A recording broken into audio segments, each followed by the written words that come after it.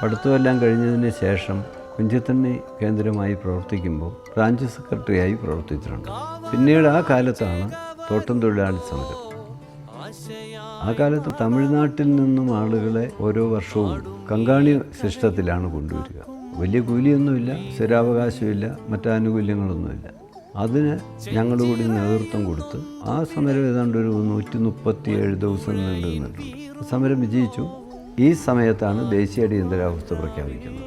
അതിനെതിരായി ഞങ്ങൾ മണിസാവും ഞാനും എല്ലാം നേതൃത്വം കൊടുത്തുകൊണ്ട് കുഞ്ചത്തണ്ണിയിൽ അടിയന്തരാവസ്ഥയ്ക്കെതിരായി ഒരു ചെണ്ടകൊട്ടി പ്രകടനം നടത്തി. വലിയ നിലയിൽ ആളെയൊക്കെ സംഘടിപ്പിച്ചു. അതിനെ തുടർന്ന് ഞങ്ങളുടെ എല്ലാവരുടെയും പേരിൽ വാറണ്ട് പോയി. പരസ്യമായ പ്രവർത്തനം ആരംഭിച്ച് 978 ആയപ്പോഴത്തേക്കും ട്രേഡ് യൂണിയൻ രംഗത്ത് CIT ഒരു പ്രബല ശക്തിയായി. INTUC പിന്നോട്ട് പോയി. ഞങ്ങൾ വളരെ മുന്നോട്ട് വരുന്ന സ്ഥിതി വന്നു. ആ ഘട്ടത്തിലാണ് എനിക്ക് നേരെ ഏറ്റവും രൂക്ഷമായൊരു ആക്രമണം നടക്കുന്നത്. 78 ഒരു ദിവസം വെളുപ്പിന് 4 മണി 4:30 സമയത്ത് മാത്തപ്പൻ എന്നും പറഞ്ഞ് ഞങ്ങളുടെ ഒരു സഖാവുണ്ട്. ഇദ്ദേഹത്തിൻ്റെ സൗണ്ടിലാണ് വിളിക്കുക. എനിക്ക് കതിനാപ്പാറയിലൊരു പ്രശ്നമുണ്ട്, അതുകൊണ്ട് സഖാവ് വന്ന് പറഞ്ഞാൽ തീരും, അതുകൊണ്ട് സഖാവ് കൃത്യമായി വരണമെന്ന് പറഞ്ഞു. അത് ഞാൻ വന്നേക്കാമെന്ന് പറഞ്ഞ് ഞങ്ങളൊരു 8 പേരുണ്ട്. ഞങ്ങളുടെ ആഫീസിൽ പോയിരിക്കുമ്പോൾ ഒരു ബഹളമൊക്കെ കേട്ടു. അത് കഴിഞ്ഞ് എന്താണെന്ന് അറിയാൻ വേണ്ടി ഇറങ്ങി ചെന്നപ്പോൾ 2 പേര് അടിക്കാനൊക്കെ വന്നു.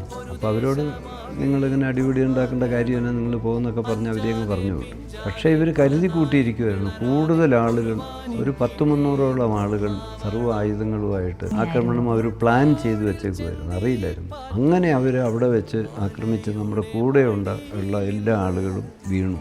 ഗുരുതരമായി പരിക്ക് പറ്റി. 90 പേരിങ്ങനെ വളഞ്ഞിരിക്കുകയാണ്. ഈ വളയത്തിന് പുറത്തായി ഒജിമദന്. അവൻ രാജക്കാടിന് പോയി. പെട്ടെന്ന് ആളെയൊക്കെ പോയി. ഒത്തിരി ദൂരം പോകണം. ഒജിമദൻ എന്ന് പറയുന്ന ആൾ ഇവിടുന്ന് അവിടം വരെ ഓടിയിട്ടുണ്ട്. ആളെ പറഞ്ഞാൽ ഇവിടെ നമ്മളെ കൊല്ലുമെന്ന് അവർക്കറിയാമല്ലോ.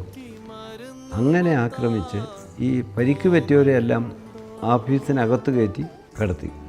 ഓടാൻ പോവുകയാണെങ്കിൽ പിന്നെ ജീവിതത്തിൽ എപ്പോഴും നമ്മൾ ഓടിക്കൊണ്ടിരിക്കണം. ഏതായാലും മരിക്കും. അങ്ങനെയാണെങ്കിൽ പിന്നെ അവിടെ മരിക്കട്ടെ എന്ന് വിചാരിച്ച് ഒരിടത്ത് തന്നെ അങ്ങ് നിൽക്കാൻ തയ്യാറായി. എൻ്റെ ശരീരത്തിൽ നിന്ന് ഇങ്ങനെ രക്തം ഒഴുകാൻ തുടങ്ങി, ഇങ്ങനെ വീശി ഒരടിക്ക്. അപ്പോൾ ഈ കണ്ണ് പോയിട്ടുണ്ടായിരിക്കും എന്ന് ഓർത്തു. നടക്കുകയില്ല എന്നാണ് എല്ലാവരും കരുതിയത്. നമ്മളിപ്പോൾ ഉള്ളത് രാമക്കൽമേട് കുരുവിക്കാനം എന്ന് പറയുന്ന പ്രദേശത്താണ്. നിലയ്ക്കാത്ത കാറ്റിനാൽ സമ്പന്നമാണിവിടം. ഇന്ത്യയിൽ ഏറ്റവും അധികം കാറ്റ് വീശുന്ന സ്ഥലവുമാണിത്.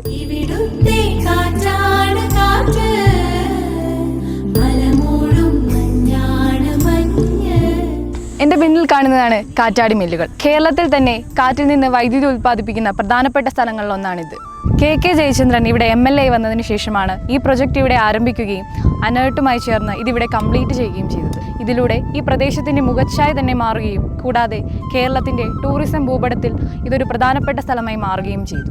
ഏകദേശം 14.25 മെഗാവാട്ട് ശേഷിയുള്ള കാറ്റാടി മില്ലുകൾ ഇവിടെ ഉപയോഗിക്കുന്നുണ്ട്. ഈ കാറ്റാടി യന്ത്രങ്ങളിൽ നിന്നും ഉൽപ്പാദിപ്പിക്കുന്ന വൈദ്യുതി നെടുങ്കണ്ടം മേഖലയിൽ എത്തിക്കാൻ കഴിഞ്ഞതിലൂടെ നമ്മുടെ പ്രദേശത്ത് തടസ്സമില്ലാതെ വൈദ്യുതി ലഭിക്കുന്ന ഒരു കാലമെത്തി. 2006 ഇടതുപക്ഷ ജനാധിപത്യ മുന്നണിയുടെ ഗവൺമെന്റ് അധികാരത്തിലെത്തിയപ്പോൾ ഉടുമ്പൻചോലയുടെ MLA ആയിരുന്ന ശ്രീ KK ജയചന്ദ്രന്റെ കൂടി ഇടപെടലോടെയാണ് ഈ വൈദ്യുതി പദ്ധതി ഇവിടെ നടപ്പിലാക്കിയത്. ഇതിന്റെ ഭാഗമായി കല്ലാറിലേക്ക് വൈദ്യുതി ലൈൻ വലിക്കുന്നതുമായി ബന്ധപ്പെട്ടുണ്ടായ ഭൂമി ഏറ്റെടുക്കൽ പോലുള്ള നിരവധി പ്രശ്നങ്ങളടക്കം എല്ലാം പരിഹരിക്കുന്നതിന് വേണ്ടി കാര്യക്ഷമമായുള്ള പ്രവർത്തനമാണ് സ്ഥലം MLA എന്ന നിലയിൽ ശ്രീ KK ജയചന്ദ്രന്റെ നേതൃത്വത്തിൽ നടത്തിയിട്ടുള്ളത്. അദ്ദേഹത്തിന്റെ നിശ്ചയദാർഢ്യത്തിന്റെയും കഠിനാധ്വാനത്തിന്റെയും ഫലമായിട്ടാണ് ഈ പദ്ധതി ഇവിടെ പൂർത്തിയാക്കിയതെന്ന് അഭിമാനത്തോടെ ഓർക്കുവാൻ നമുക്ക് കഴിയും.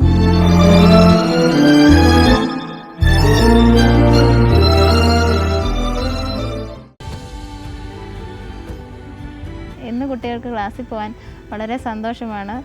അവർ സ്കൂളുകളിൽ പോയി ആസ്വദിച്ചാണ് തിരിച്ചു വരുന്നത്. മനോഹരമായ കെട്ടിടങ്ങളും ഹൈടെക് ക്ലാസ് റൂമുകളും കളിക്കളങ്ങളും എല്ലാം ഒരുങ്ങിയ പുതിയൊരു സ്കൂൾ അന്തരീക്ഷം തന്നെയാണ് ഇന്നത്തെ സ്കൂളുകൾക്കുള്ളത്. പണ്ടത്തെ സ്കൂളുകളെ അപേക്ഷിച്ച് ഇപ്പോഴത്തെ സ്കൂളുകൾക്ക് ഒത്തിരി മാറ്റങ്ങളുണ്ട്.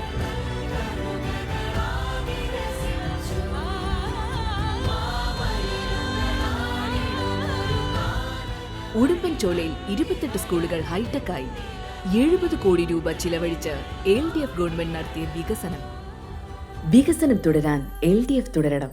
സഖാവ് KK ജയചന്ദ്രൻ വിജയിക്കണം.